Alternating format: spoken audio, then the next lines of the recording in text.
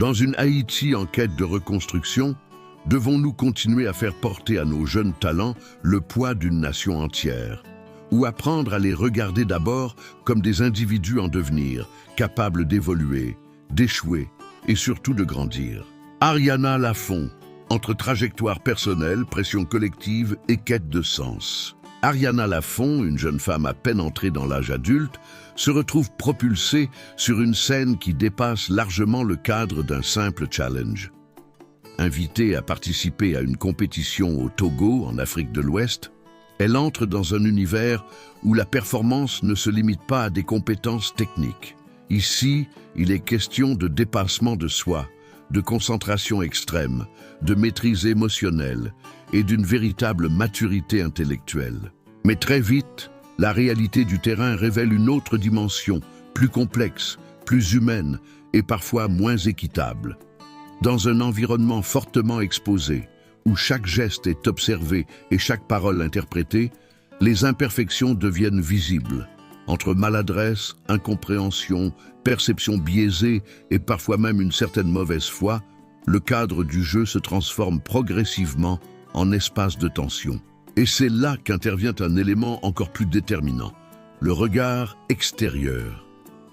Certains dirigeants haïtiens, souvent à distance mais influents dans leur prise de position, projettent sur Ariana des attentes qui dépassent largement le contexte du challenge.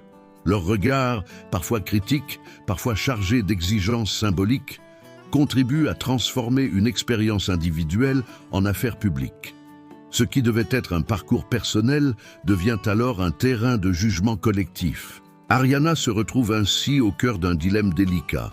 Comment rester fidèle à elle-même tout en répondant, consciemment ou non, aux attentes d'un public qui la dépasse?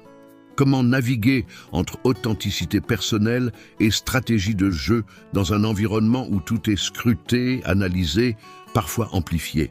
Dès lors, une question fondamentale s'impose. Ariana Lafont représente-t-elle Haïti ou incarne-t-elle simplement une trajectoire individuelle qui, par sa visibilité, attire l'attention collective? Cette interrogation n'est pas anodine. Elle touche à une réalité profonde.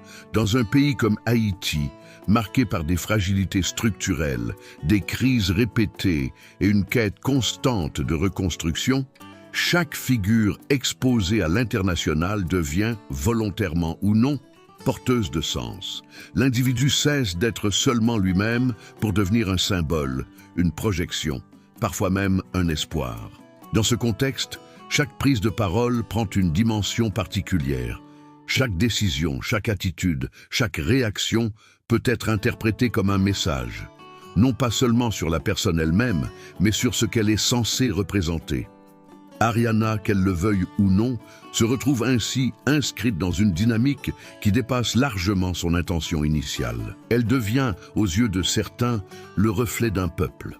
Un peuple en quête de reconnaissance, de dignité, de stabilité. Un peuple qui cherche, à travers ses représentants visibles, des signes de progression, de transformation, voire de guérison. Mais cette lecture, aussi compréhensible soit-elle, comporte un risque majeur, celui de déshumaniser l'individu. Car avant d'être un symbole, Ariana est une personne, une jeune femme avec ses forces, ses limites, ses hésitations, ses erreurs, et surtout son propre chemin. Lui attribuer la responsabilité de porter l'image d'une nation entière, c'est lui imposer un poids qui peut devenir écrasant. C'est aussi risquer de fausser notre regard, en exigeant d'elle une forme de perfection ou de cohérence qui n'est pas réaliste. Il est donc essentiel de réintroduire de la nuance dans notre perception. Ariana Lafont n'est ni uniquement une représentante d'Haïti, ni simplement une actrice isolée de son parcours personnel. Elle se situe à l'intersection des deux. Elle évolue dans cet espace fragile où l'individuel rencontre le collectif, où le personnel devient public et où chaque action peut être surinterprétée. Dans cet espace, tout est amplifié. Les erreurs prennent une ampleur disproportionnée. Les maladresses deviennent des sujets de débat.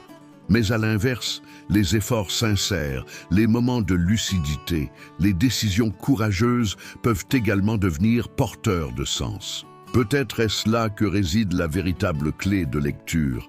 Accepter cette dualité sans tomber dans l'excès, reconnaître la portée symbolique sans écraser l'individu, observer avec attention, mais aussi avec discernement.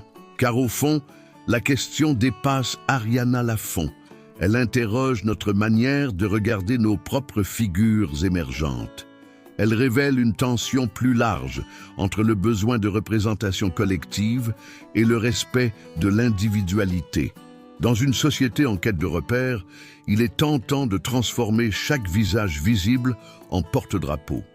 Mais cette logique peut devenir dangereuse si elle empêche l'individu d'exister pleinement, avec ses imperfections et sa liberté.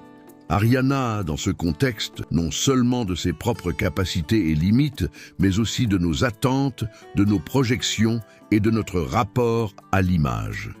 Et si, finalement, l'enjeu n'était pas seulement de savoir ce qu'elle représente, mais aussi de comprendre ce que nous cherchons à travers elle, à voir ou à espérer?